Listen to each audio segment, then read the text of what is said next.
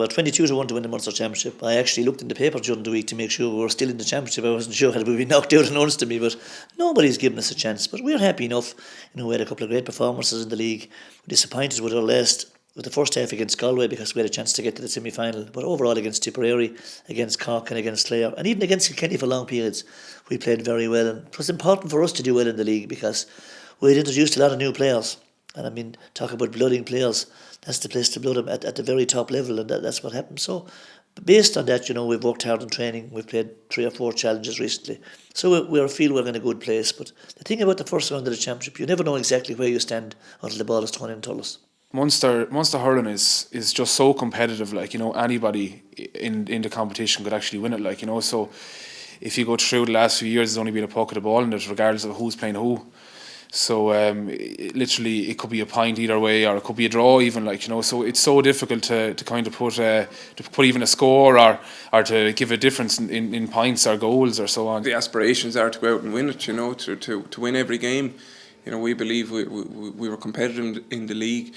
We won some matches, we lost some matches, but we were competitive in every game. And we wouldn't be here to say that our goal is to win a game or two in the Munster Championship. We want to go out and try and win the Munster Championship and then build for the All-Ireland series. Clare have got a very good panel of players.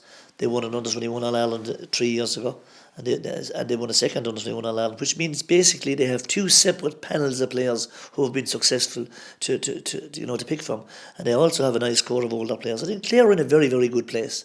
And if they were to get ahead, they'd be very, very difficult to ping back. So they're going to take a lot of beating. But we'll take a fair bit of beating too. I suppose everyone talks about, like you said already, the Davy factor, but to be perfectly honest, I don't think that's going to have a major bearing on the game. People will say that he knows us and we know him. But look, every year is different, and every occasion, every time you go into the field is a different opportunity, a different scenario.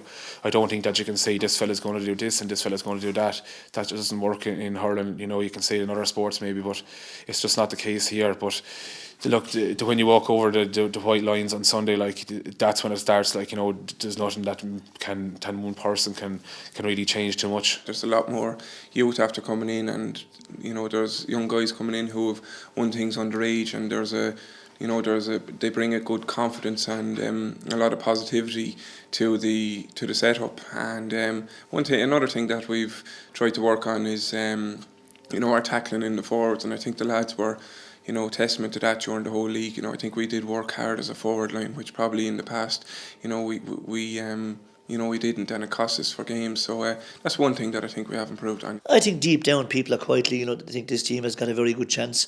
There's no big hype. Ideally, in the papers, there's not a word about us. There's nobody talking about Waterford. And over the years, Waterford's best performances have been produced when we were written off as underdogs. And we're in that situation on Sunday. I believe there's a bit of extra demand from tickets compared to last year. So hopefully we'll bring a good crowd.